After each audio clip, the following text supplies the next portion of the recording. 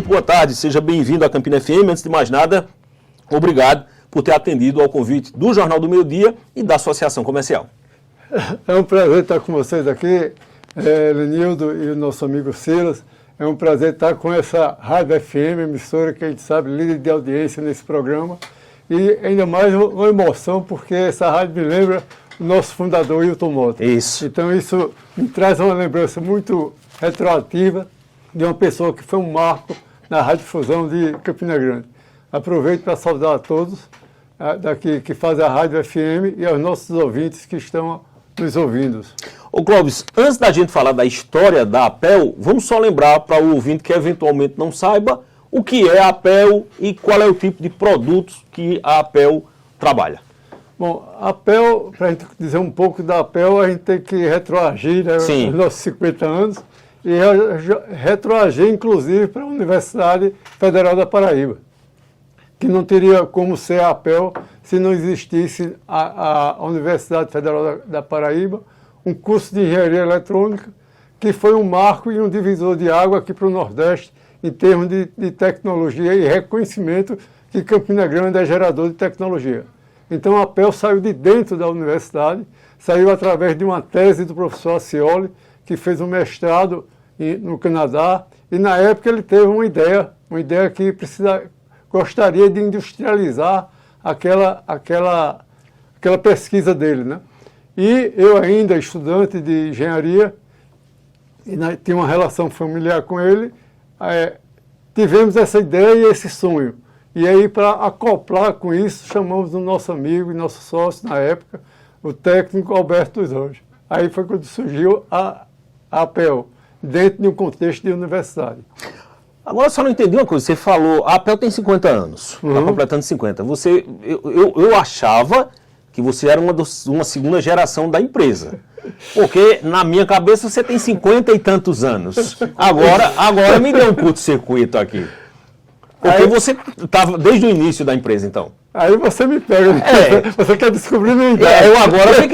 Você quer descobrir realmente eu me perdi. Porque eu ia querer saber onde foi que o Clóvis entrou nessa história, né? Eu entrei nessa história quando era estudante de engenharia, né? Eu tinha 21 anos de idade. Então começamos essa história, quer dizer, foi uma história que embora você ache que eu tenho 50, mas não tenho. Eu tenho 50 mais 20. Rapaz, o Clóvis está muito bem, meu amigo, porque não parece não, viu? Ainda mais que esse monte de cabelo aí, com essa franja todinha. Obrigado pelo elogio. Ô Clóvis, então nasceu dentro do ambiente da universidade, nasceu de um mestrado, e quando a APEL começou com quais eram os produtos que executava? Exatamente como eu te falei, essa tese de mestrado do professor Acioli era um sistema que há 50 anos atrás inovador, né? E eu digo até futurista, né? Ele desenvolveu uma tese que conseguia enviar música através da linha telefônica. E aí foi exatamente essa expertise dele, esse mestrado que ele fez, essa tecnologia que foi trazida e a gente viu um nicho de mercado, que seria colocar música ambiente através da linha telefônica na residência, em escritórios e em empresas, né?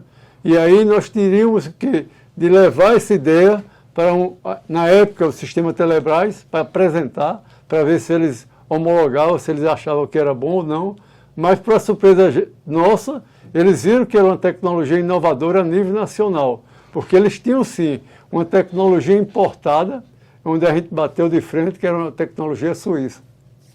Então, no Brasil todinho, não tinha uma tecnologia equivalente àquela época? Não tinha nenhum equivalente àquela época. E tinha só essa tecnologia suíça que tinha, não é, querendo se gravar, alguma desvantagem em relação à nossa.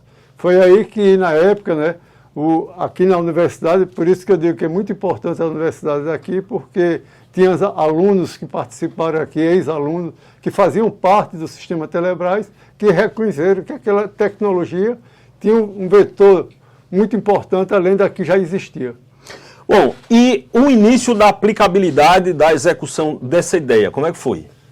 Bom, aí é difícil. Para tirar do papel e colocar... É difícil, porque primeiro você tem que ver, quer dizer, o mercado. O mercado até que a gente já tinha noção que seria as concessionárias de telefônica para absorver essa tecnologia. Mas a grande dificuldade, como sempre, era o financeiro.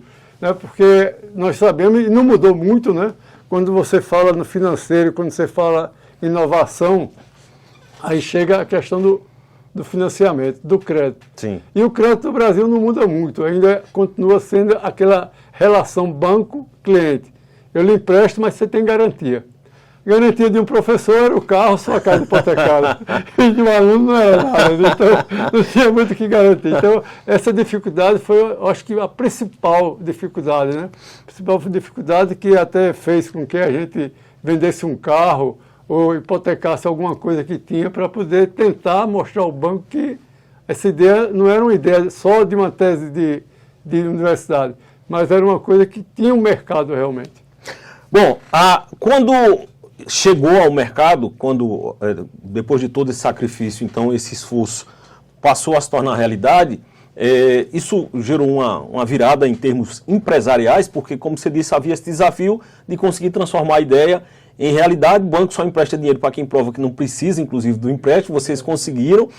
E depois de chegar ao mercado, como é que foi essa nova fase? Antes de chegar ao mercado, tinha uma dificuldade, né? Tinha o Acioli, que era um homem de universidade, era um homem que escrevia, que tinha os circuitos. Tinha eu, que tinha com 22 anos, não era muita coisa, mas já tinha feito realmente alguns cursos no Sebrae, né? Porque eu acho que o Sebrae é muito importante para qualquer pessoa que pensa em alguma coisa do empreendimento, mas faltava alguém que pegasse essa ideia, levasse não só no laboratório, mas transformasse em realidade, nos botões, nos circuitos. E essa pessoa foi exatamente um sócio nosso amigo, Alberto Vieira, que saiu do laboratório da universidade para fazer essa contribuição. Aí sim a gente conseguiu colocar essa ideia concreta e levar para o mercado. Ô Clóvis, a gente está falando de uma empresa com 50 anos que atua no ramo de tecnologia. A grande questão é que o desenvolvimento da tecnologia está cada vez mais acelerado. Atualmente, as coisas tornam-se, inclusive, obsoletas de uma maneira muito rápida. O que hoje é uma novidade, daqui a 5 anos já está muitas vezes completamente ultrapassado. Como é que foi, ou como é que tem sido para a empresa conseguir se manter relevante em um mercado que tem uma concorrência tão forte, a concorrência internacional, mercados como a China, inclusive, e a APEL conseguir estar firme no mercado 50 anos depois? Olha, essa é uma pergunta até um pouco difícil, né, de a gente responder, porque realmente eu sempre digo que a tecnologia ela tem uma velocidade e, como a gente diz, cada dia mais, né, que Sim. Agora com a inteligência artificial, o que a gente dizia que um celular, que antigamente a gente chamava que era um tijolo, hoje ele faz tudo, até telefonar. Isso, até telefonar. A gente não usa muito pouco o telefone para telefonar para outras coisas. Então, esse é o problema, quer dizer, é o problema e é grande diferencial da tecnologia. E a gente sempre viu essa questão como um desafio, que precisava estar atenado, precisava estar se modernizando para se manter com essa tecnologia. Então, logo depois dessa criação que nós fizemos da música que chamava-se a música das telefônicas, a música dos telefones, 4 anos depois começou a cair. Ela não tinha mais uma demanda. Por que não tinha? Porque vocês foram nossos concorrentes, Sim. a Rádio FM. Sim. Então ninguém pagava mais para ouvir música, porque vocês estavam fornecendo uma música de qualidade. Surgiu a Campina FM. Surgiu a Campina Grande FM. Me lembro quando a gente falava isso com o Hilton Mota, né? Então, exatamente isso. Então a gente tem que pensar em novo mercado. E o que é que a gente fez? Pegou essa tecnologia e começou a conversar e ver o que é que podia. E o próprio Hilton Mota foi nosso incentivador. Ele disse, por que vocês não colocam isso? E tanto o Hilton Mota como o nosso inesquecível Siqueira, da Rádio Católica. Sim, isso. Porque você não faz um link entre o estúdio e a transmissão, que a gente não tem nada de qualidade.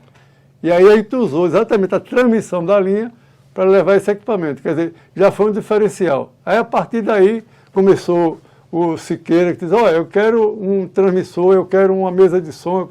E aí a gente viu um mercado de radiodifusão, que na época, talvez você não se lembre que é muito novo, mas na época de Antônio Carlos Magalhães foi um boom de concessões, né? Isso. E aí eu digo, não, a gente tem que aproveitar. E como que aproveitar? Desenvolver uma linha completa para emissoras de rádio, de estúdio, de transmissão, onde a gente teve a satisfação de ter nossos produtos em mais de 1.500 emissoras de rádio pelo Brasil. Isso surgiu daqui, de Campina Grande, surgiu das ideias da Campina Grande FM, surgiu da Caturité. Então, é uma coisa, como eu digo, minha tecnologia é tupiniqui. Ô, senhor Clóvis, boa tarde, satisfação Boa tarde. Conosco. Eu queria lhe perguntar, a partir de que momento a tecnologia desenvolvida pela APEL, eu estava até conversando com o Lenildo hoje de manhã, eu disse assim, Lenildo, a empresa do seu Clóvis, a APEL é a APEL das mesas de som, o Lenildo disse que era, e eu fiquei impressionado, porque quando a gente fala de referência para um tipo de produto, e eu estou falando especificamente de mesa de som para rádio, a APEL é, por exemplo, a referência principal quando a gente vê de mercado de Brasil. Quando é que a empresa do senhor e dos seus parceiros começou a despontar de Campina Grande e se tornar uma marca de nível nacional? Eu diria que, vou contar não sei se o tempo, mas vou contar. Não, fica à vontade. Duas histórias. Primeiro, essa questão, a gente começou a despontar exatamente porque a gente fez equipamento para emissora de rádio. Exatamente porque a gente sabe que o meio de comunicação não tem limite. É isso. Então a gente começou a ser conhecido a POC e ao Chuí. Chegava no Pará, tinha um equipamento da gente, chegava no Rio Grande do Sul, tinha um equipamento da gente. E, como disse, é uma história interessante, o nosso saudoso governador Maranhão, ele conseguiu uma concessão de rádio, né? E, obviamente, ele, como todo mundo quer, uma coisa de referência top, né?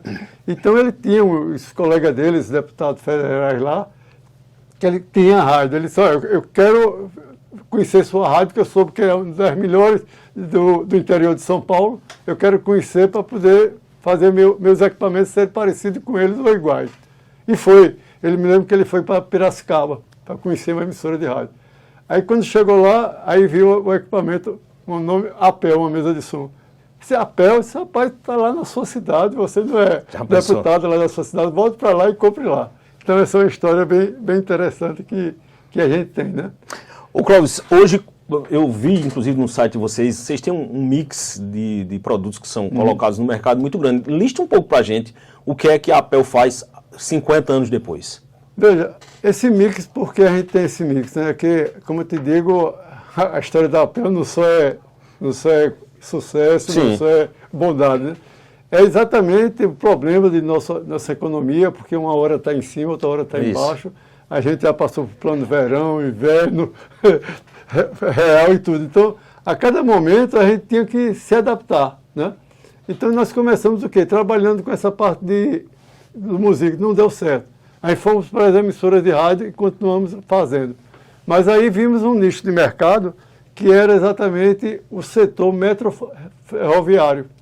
Esse setor metroferroviário ou era atendido por também empresas multinacionais ou empresas do eixo Rio-São Paulo. E aí disse, não, vamos entrar. Mas ao entrar, como sempre, a gente bateu de frente com algumas empresas multinacionais que dominavam realmente fortemente esse mercado. E a gente tinha dificuldade, primeiro, de convencer um metrô, um infraero, que a gente podia fazer tecnologia tão bom quanto. Entendeu? E isso era um problema. Mas aí nós fizemos piloto, fizemos um trabalho de integração das nossas equipes, nossos colaboradores, que sem eles nós não faríamos nada de pesquisa, com a equipe da Infraero, com a equipe do metrô, e começamos a desenvolver equipamentos de sistema customizado, coisa que eles não tinham. Eles tinham, digamos, equipamentos que compravam, como não citando o nome, mas uma Bosch ou coisa da vida, eles vendem um transmissor, vendem uma solução, mas de prateleira. Se você precisa trocar uma coisa, ele não troca. Sim. Então a gente teve mostramos a ele que podia customizar as necessidades deles. Ô Clóvis, você tocou num ponto que era uma questão que eu queria também colocar, exatamente esse aspecto da concorrência com as transnacionais e com esse mercado externo. Tecnologia, a gente sabe que é algo extremamente complexo, que demanda os insumos muito específicos. E a minha pergunta no curso desses anos, como é que é lidar com essa questão de insumos? Esses insumos, eles vêm de onde? Quais são as origens? E a gente sabendo, você citou agora, por exemplo, a economia, que a economia impacta muito essa questão da importação dos insumos para a tecnologia. A gente tem um dólar que dispara, a gente tem um mercado internacional que quando ele sofre algum tipo de saculejo, ele vem aqui abalar o mercado nacional. Como é que vocês conseguem lidar com esse elemento da necessidade dos insumos, da necessidade desses itens para o trabalho de vocês no curso de todos esses anos? Veja, Lindo, isso é uma boa pergunta que você fez, porque dentro dessa trajetória, aí a gente entra, como você falou, de insumos. Quando nós iniciamos, 100% do que nós fazíamos era fabricação própria, um processo verticalizado total, né? E 80% dos componentes eram ainda fabricados no Brasil. Fabricado pela Philips, fabricado por várias coisas que fabricavam componentes. À medida que esse tempo foi passando, como você falou, foi desaparecendo. Sim. Você não tinha mais um fabricante de transformador, você não tinha mais um fabricante de transistor, não tinha mais... Não falo nem do ICI, porque já era importado, né? Era importado, mas as coisas que eram fabricadas no Brasil começou a desaparecer. Então só não resta o quê? A gente vê que precisaria importar alguns insumos para poder colocar a nossa tecnologia, ter esse upgrade de oferecer com tecnologia. E o que é que fazer? É adaptar e começar a fazer parcerias. Então hoje a gente tem bastante parcerias internacionais, onde a gente consegue realmente ter acesso a esse, não só componente, mas também placa, mas nunca esquecendo que a solução final é nossa, o software que é desenvolvido para nosso cliente é nosso. Ah, interessante. Então, a gente está falando de hardware, mas em termos de software, os softwares que são utilizados nestes hardwares são softwares da Apple. São softwares da Apple. Isso aí a gente não abre mão, por quê? Porque não é que a gente não queira ou por vaidade, é porque o nosso cliente precisa e quer. Então, uma hora para outra, o cliente pede, não, eu quero que você adapte uma cor vermelha para uma laranja. Sim. Então, se fosse só o hardware, o cara diz, não, eu tenho vermelho, eu tenho laranja, eu não tenho a laranja, né? E aí a gente teve a necessidade de ter uma equipe sempre que pudesse fazer essa interface. Tivemos problemas, tivemos uma reestruturação grande da empresa, onde nós tivemos de tirar alguns colaboradores, porque, como eu digo, a economia não estava ajudando, né? Mas fizemos parceria com várias empresas de software house, que hoje são realmente nossos colaboradores. Hoje nós temos realmente algumas parcerias com professores da universidade ou ex-professores que trabalham nesse constante processo de desenvolvimento de software para atender nossos clientes. A exemplo hoje que nós estamos, depois eu falo um pouco para você, entrando no segmento de mobilidade urbana, que implantamos aqui em Campina Grande, graças também a uma parceria com a STTP, uma coisa que está um sucesso aqui em termos de Campina Grande, e principalmente uma referência, mais uma vez, a nível nacional. Só uma pergunta em relação ainda a essa questão dos efeitos de cenários de crise. Na sua percepção, você citou alguns momentos. Qual foi o momento mais difícil para a Apple por conta da economia do Brasil? Eu diria que foi na época exatamente de 2011, 2012, 2013, né? Porque foi naquela transição do Brasil que o Brasil não sabia se investia em infraestrutura, ou se parava em infraestrutura, ou se tinha recursos, se não tinha, né? E isso impacta exatamente, embora que o pessoal diga, não, a empresa é privada, mas a gente tem um histórico do Brasil que quem demanda e quem acelera as grandes demandas, né, são as grandes obras. Isso. E aí eu tinha grandes clientes, como tinha... era o AES, o Odebrecht, que eu fazia sonorização de metrô, de hospitais, de estádios, né? E aí, de uma hora para outra, naquele boom que houve da Lava Jato, que a gente conhece, parou tudo, né? Parou tudo.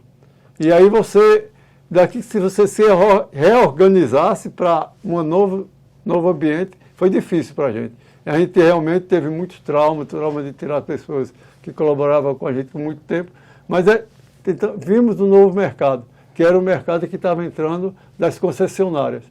E aí, uma preocupação maior. Quando a gente viu o mercado de concessionária, tinha duas coisas. Ou você tem competência ou você tem que ter preço. Eles não têm esse negócio de mais ou menos. Então, ou você atende eles realmente ao nível da tecnologia que ele quer e a um preço que ele quer. E aí foi uma grande dificuldade de a gente se adaptar. Ô Clóvis, o seu ramo de atuação exige uma qualificação profissional muito alta para a mão de obra, para o pessoal que produz efetivamente. Vocês na APEL têm tido muita dificuldade de contratação, de buscar profissionais para garantir essa produção? Como é que está esse cenário do ponto de vista de contratação de mão de obra para a sua empresa? Esse segmento de contratação, essa necessidade sempre existiu. E até eu fico assim um pouco triste e lamentando por que essa dificuldade, né? Hoje, no meu ramo, a gente tem duas coisas. Tinha, primeiro, uma mão de obra que a gente precisava, que era a mão de obra de técnico. Temos a mão de obra de engenheiros de hardware, e tem a mão de obra que seria exatamente o recursos humanos de software também. Onde a gente teve o maior impacto foi exatamente na parte dos técnicos de eletrônica. Infelizmente, com o fechamento da Escola Redentorista, que eu acho que todos nós lamentamos essa perda, né? Por N razões que a gente sabe que ocorreu, né? Então, isso foi uma grande perca, não só para a nossa empresa, mas eu acho que para todas as empresas aqui de tecnologia, hospitais que precisam de técnicos com qualificação. Isso aí realmente foi uma perda muito grande, não só para a gente, mas eu acredito para a cidade. Ô Clóvis, uma curiosidade que eu tenho certeza que os ouvintes que estão em casa têm também, a APEL significa o quê? É uma sigla? APEL é uma sigla, Aplicações Eletrônicas Limitadas. Tá aí uma curiosidade que eu tenho certeza que todo mundo tinha. Deixa eu registrar aqui. Essa sigla, inclusive, foi criada pelo meu sócio, a Cioli, né?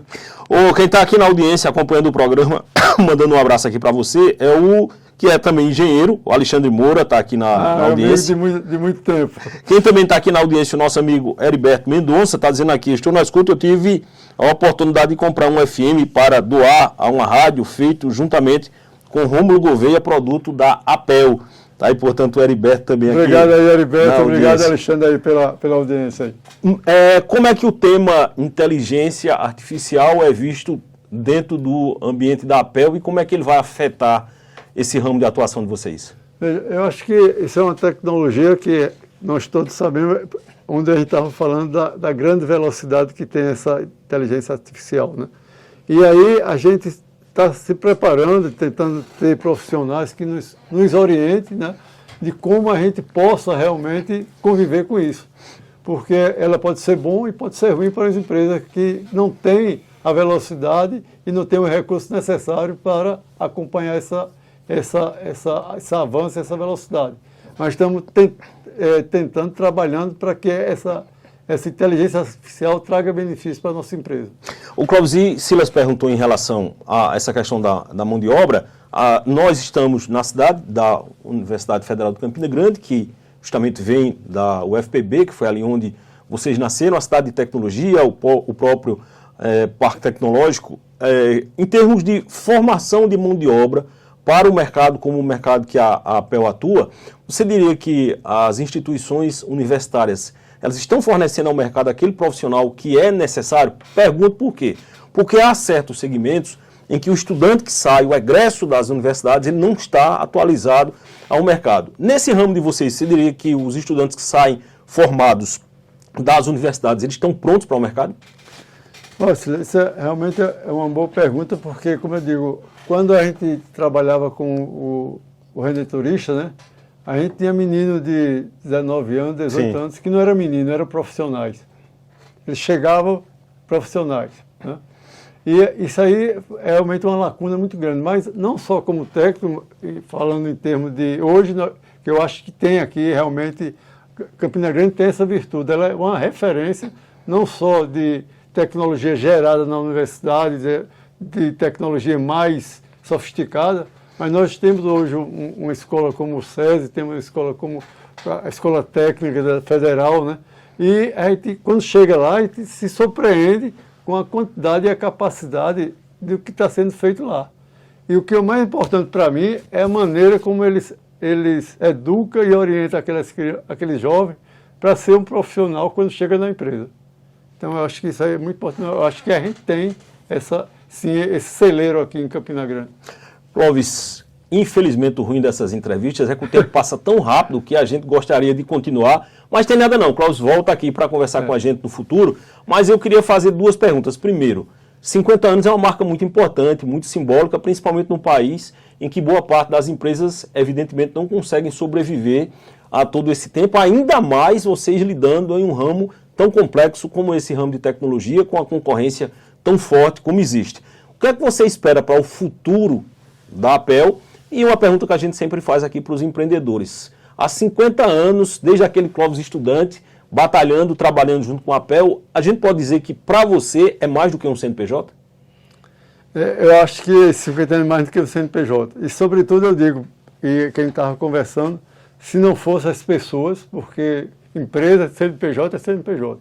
Agora, colaboradores, pessoas que se empenham, que vestem a camisa da empresa, de clientes que confiam na gente, de pessoas de empresas estatais que viram em Campina Grande, uma empresa vindo de Campina Grande e deram credibilidade a isso, então isso para a gente é um diferencial. Senão, a gente não teria nem perto, como eu falei, porque nós somos uma empresa pequena, não temos muito, nunca tivemos muito recurso, mas nossos colaboradores estão sempre na primeira linha.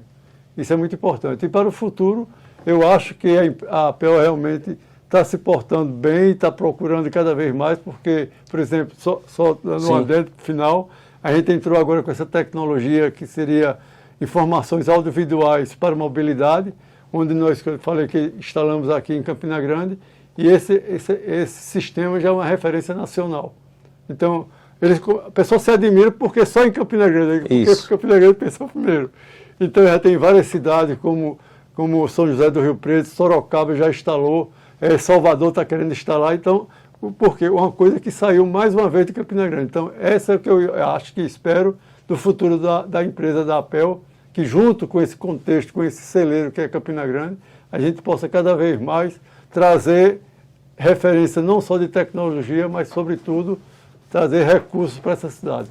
Bom, o assunto é interessantíssimo, como eu disse, o tempo acaba passando muito rápido, lembrando que o Clóvis, inclusive, faz parte da diretoria da Associação Comercial, que é a nossa parceira aqui, inclusive, para esse quadro. Eu quero lhe agradecer, um bate-papo excepcional. Eu não vi passar esses 28 minutos que já passamos até agora, passou voando. Eu espero você de volta aqui. Parabéns, APEL, sucesso para vocês, porque de fato vocês honram o nome de Campina Grande e levam muito longe e com muita qualidade. Obrigado, Clóvis. Muito obrigado a vocês todos. Agradeço a audiência aí da Campina Grande FM. Um abraço a todos.